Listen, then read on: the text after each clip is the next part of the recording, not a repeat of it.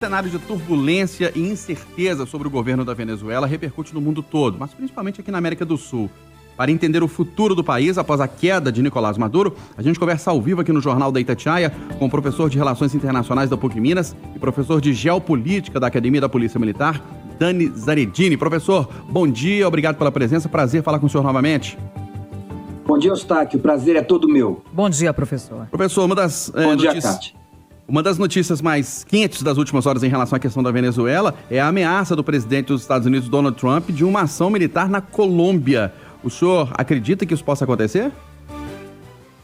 Eustáquio, depois do que aconteceu no sábado, para mim tudo é possível acontecer. Eu acredito que a ação do governo americano tomou de assalto os analistas internacionais, inclusive os governos, porque muda drasticamente a maneira como o mundo vai se organizar a partir de agora, né? Última vez que os Estados Unidos tomou uma ação dessa natureza foi basicamente na década de 80, para também tirar um presidente da América Central do poder, revelando ali um projeto de presença forte. Então, a fala com relação à Colômbia e também a Cuba, né? Antes, o presidente Trump e o seu secretário de Estado tinham falado de Cuba também, é uma sinalização de que essa política própria do século XIX dos Estados Unidos, que é a política América para os americanos, doutrina Monroe, né, vulgarmente conhecida como a política do porrete, ela volta a acontecer. Agora, é claro, os impactos disso ainda estão sendo processados, porque o mundo, né, regido pelo direito internacional, regido pelas instituições internacionais, agora tem como contraponto uma política de força que é própria do século XIX, né? Então, há uma ameaça contra a Colômbia. A Colômbia, sim, é um país que tem muita produção de drogas, o principal polo, né, de saída da cocaína que vai para os Estados Unidos. Só que temos que avaliar o seguinte: qual o impacto que isso teria para a política americana no momento em que ele já tem ali, né, um problema adicional na Venezuela. Professor, e como que fica a situação política na Venezuela? Por quem o país de fato será comandado, pelo menos por enquanto? É uma transição comandada pelos Estados Unidos? É a vice Delcy Rodrigues? É mais uma eleição? São os militares? Ou o segundo colocado nas eleições, o Edmundo Gonçalves? Olha, acompanhando a fala do próprio presidente Trump nos últimos dias, ficou claro o seguinte: eles têm clareza que a condição política na Venezuela ela não é simples e que o atual governo tem controle do país, mesmo com uma oposição que tenta demonstrar que aquele governo usou de forma ilícita uma eleição em 2024, quem está controlando o país ainda continua sendo essa elite política do presidente Maduro, principalmente os militares.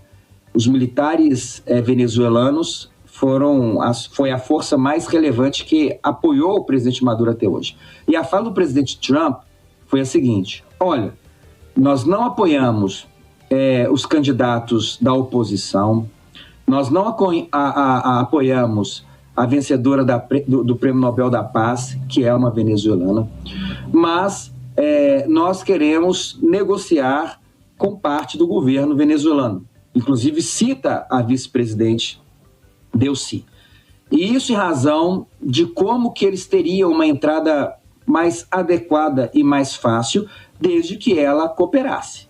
Então, desde ontem, a fala do presidente Trump se torna mais agressiva com relação à vice-presidente, que agora recebe a autoridade da própria corte venezuelana para isso, e que responde hoje mais adequadamente ao chamado presidente Trump, dizendo que a Venezuela agora busca um diálogo mais balanceado, mais adequado, que pudesse gerar o desenvolvimento tanto dos Estados Unidos quanto da Venezuela. Então, eu vejo que o principal canal de aposta agora para pensar um processo de transição para o futuro da Venezuela vai ser com o atual governo, representada pela vice-presidente. Isso pela própria fala do presidente Trump.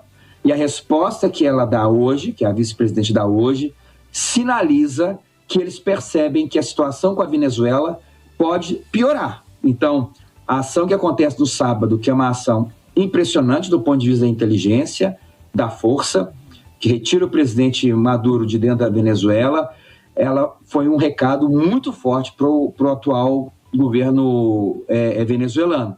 E ela sinaliza que talvez tenha um caminho para tentar dialogar com os Estados Unidos. Ô, professor, informações que vêm na Venezuela, analistas, pessoas ligadas à área militar, dizem que o ex-presidente, agora presidente deposto Nicolás Maduro, teria sido traído por forças militares. Mas o senhor disse que hoje a elite política, principalmente os militares, é que está comandando a Venezuela. Na visão do senhor, Nicolás Maduro foi capturado pelos Estados Unidos ou foi entregue pelos militares? É sempre difícil, sabe, Eustáquio, falar dessas coisas, porque assuntos de inteligência partem do pressuposto de que o sigilo e o segredo são elementos essenciais, né?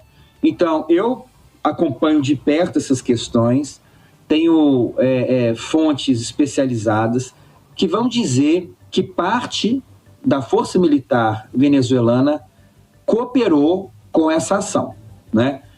Do ponto de vista da inteligência, da informação, e que havia uma parcela dos militares venezuelanos que percebeu que ali não haveria espaço para resistir por muito mais tempo. Só que é difícil a gente trazer essas questões sem uma fonte clara, uma fonte que seja verificável, né? Mas é evidente que a condição econômica da Venezuela, que a condição política, que as ameaças que o presidente Trump fazia à Venezuela nos últimos meses já gerava ali uma série de problemas internos, inclusive para os partidos que apoiam o presidente Maduro. Então, eu acredito que, para além da presença da CIA, de todo o seu aparato de inteligência dentro da Venezuela, que agiu no sentido de preparar essa ação contra o presidente Maduro, forças internas da Venezuela também podem ter cooperado. Então, é uma condição difícil a gente poder afirmar, mas também tem informações que vão dizer um pouco desse sentido de colaboração de parte da elite militar venezuelana apoiando essa ação. Professor Dani Zaredini, o Nicolás Maduro é considerado um ditador e acusado pela própria ONU, a Organização das Nações Unidas, de crimes. E a ação dos Estados Unidos na Venezuela é considerada também parte ilegal, né? E líderes mundiais disseram que trata-se de um precedente perigoso. Qual seria, então, professor, a medida mais adequada para a situação na Venezuela? Kátia, sua pergunta é ótima, porque revela o tamanho do problema. Por um lado, nós temos um governo que é tido como ilegítimo, inclusive pelo Brasil. Na eleição de 2024, o atual governo ele não reconhece as eleições da Venezuela. Os Estados Unidos não reconhecem, a União Europeia não reconhece, vários países latino-americanos não reconhecem, porque os elementos de fraude foram evidentes. Nós temos no Brasil uma migração venezuelana enorme em razão, né, e também o refúgio, né, para os venezuelanos aqui no Brasil, entrando pela porção norte, Roraima principalmente, em razão de um governo que é muito duro, de uma condição econômica muito ruim, né? É um país que vive uma ditadura, né, de esquerda. Isso não é novidade, não é nenhum problema falar nesses termos. Então, por um lado, nós temos essa condição. Mas, por outro lado, países que são signatários da Carta das Nações Unidas, eles devem observar alguns princípios básicos.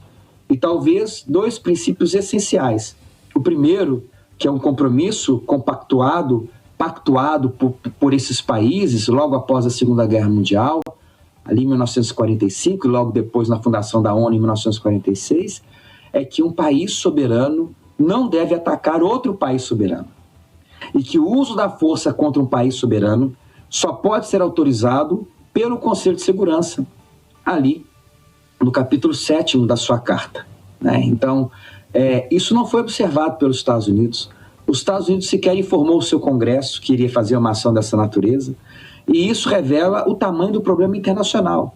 Então nós temos uma condição muito difícil, porque por um lado, um país que vive uma condição muito ruim, uma condição econômica, política, sua população sofre com um governo que é um governo autoritário, é um país dividido, porque parte substancial desse governo apoia o presidente Maduro e outra parte não, mas, por outro sentido, a ação dos americanos ele abre um precedente muito perigoso, que nos leva a uma relação de poder que remete ao século XIX, onde não há garantias de soberania dos países, onde não há garantia que presidentes eleitos de maneira adequada ou inadequada, eles vão ter condição de comandar os seus povos, e isso nos coloca numa condição de barbárie.